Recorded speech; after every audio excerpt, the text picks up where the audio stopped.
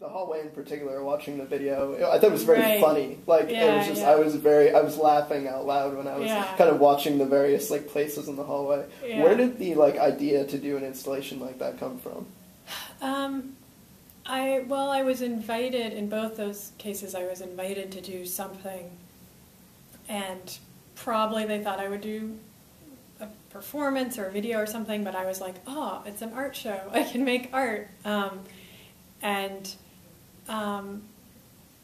the hallway, I think I had tried to do something else first, this sort of fountain that didn't really work, and then I didn't have a lot of time left, and I remember thinking, well, it's probably safest to go back to writing, because you can do that. And so I just sat down and wrote all the text that was on that, and it's essentially like walking through a book, but it feels very different than that. And then the sculptures were kind of leaping off from there. So that's, it's just like a baby step away from my other work, really. Mm-hmm. Yeah. Is there any particular medium as an artist that you feel like you still want to break into or that you haven't conquered yet? No, I feel like this, performance art, fiction, and movies is it. I mean, anything else I enjoy doing, I'm happy to be an amateur at forever, yeah. Or I'm just really bad at. So I have no choice, actually. I would love to be an incredible pianist, but that's just not going to happen. So.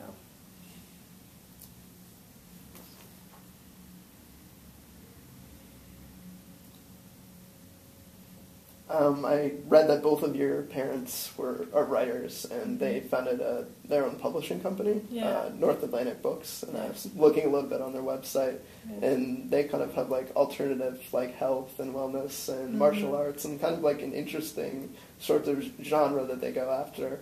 Do you think that you would ever see yourself writing something in that genre? Well, no. I mean, as anyone with their parents, you kind of, specifically don't want to be published by your parents or whatever, go into the family business, I think.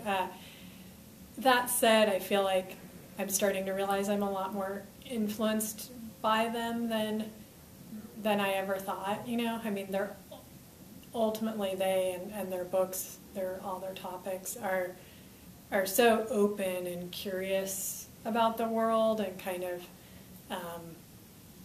and it works. I mean, they've thrived for 30 years at least, 40 years doing this company. So it also has taught me, like, oh, you really can survive doing what you love.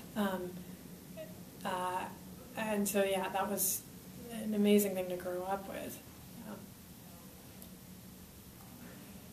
And this is more personal curiosity, but your last name, July, I read a couple of things that weren't really clear on why you went with July, so I wanted to know a little bit more. Yeah, it was not because July is my most creative month, which is like, I didn't think that was right. Somewhere, yeah, I didn't think that was right, yeah. so I had to ask for personal curiosity.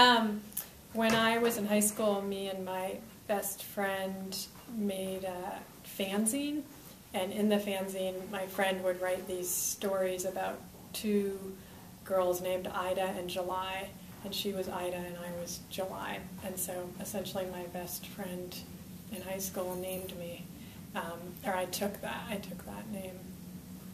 Yeah. Did you legally change your name? I did, yeah. I legally changed it pretty early on, and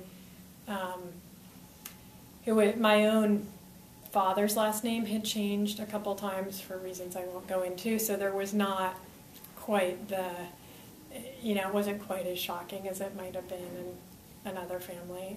They realized it had nothing to do with them. It was just a natural choice for me. Yeah. Was that a tough process, changing your last name? No, it's very easy. You just go in to City Hall or wherever. Yeah. I mean, women do it when they get married all the time, so it's the same process. It was just like I was marrying myself, essentially. Yeah. I think that's it. All right. Thank you very much for your time.